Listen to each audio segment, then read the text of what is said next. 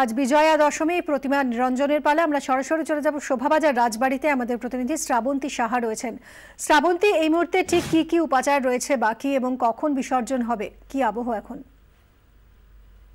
দশমী মানেই মন খারাপের দিন। বিজয়া দশমী মানেই কিন্তু হচ্ছে রামের যে বিজয় উৎসব, এবং বিজয়া দশমী মানেই মিমি বাঙালির যে রকম ভাবে মেয়েরা বাড়ির থেকে চলে যায় সেই বিষয়টা, অর্থাৎ আজকের কিন্তু প্রতিমা মায়ের বলাই যেতে পারে কৈলাসে যাবার দিন। স্বাভাবিকভাবে মন খারাপ তো থাকবেই, কিন্তু সেই বিজয়া দশমী বিজয়া হবার আগে যে উপাচারগুলো, শোভাবাজার আমি এমন একটা জায়গায় রয়েছি সেখানে একেবারে নিয়ম মেনে মেনে কিন্তু তৈরি করা হয়।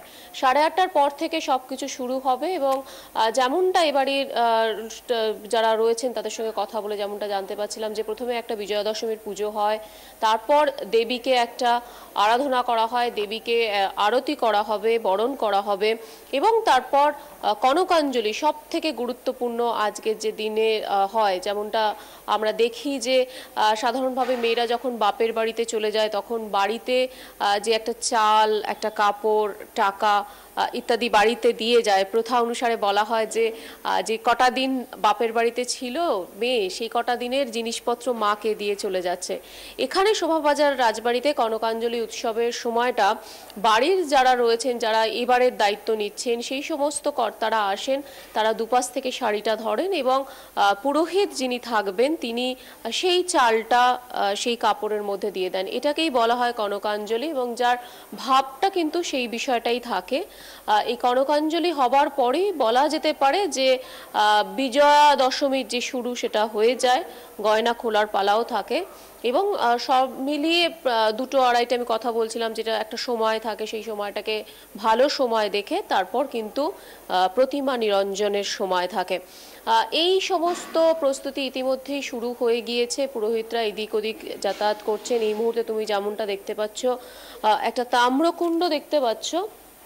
এই পাত্রেই কিন্তু যে দর্পণটা রাখা হয়, যে দর্পণে প্রতিমার যে পা থাকে সেই পায়ের ছবি সকলে দেখেন। এই দর্পণে সেই তাম্রকুণ্ড ইতিমধ্যেই রাখা রয়েছে। বাদবাকি জিনিসপত্রগুলো আস্তে আস্তে সাজানো হচ্ছে, অর্থাৎ প্রস্তুতি সেটা শুরু হয়ে গিয়েছে। আর তার সঙ্গে মন খারাপ সেটাও শুরু হয়ে গিয়েছে। যিনি রয়েছেন তার সঙ্গে কথা বলবো। একটু মন খারাপ হচ্ছে তো?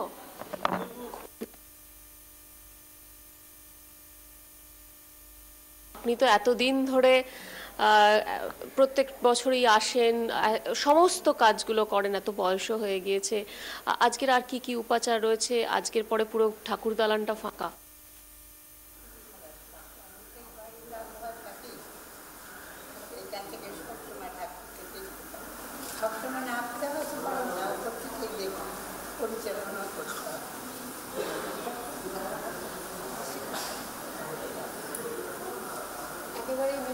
আর আমার মনে হয় যে এই দুঃখের পালা বোধহয় সকলেরই আছে। চোখে জল দিন বাড়িতে আসলে বোধহয় এটা আরো যেটা একেবারে একদমই তাই শ্রাবন্তী, মন খারাপের শুরু। প্রত্যেক বছরই দশমীর সকালটা এরকমই কাটে, তবুও দেখতে দেখতে একটা বছর আমরা কাটিয়ে দিই। আগামীর আনন্দ সেটাকে পুঁজি করেই একটা বছর আমরা কাটিয়ে দিই।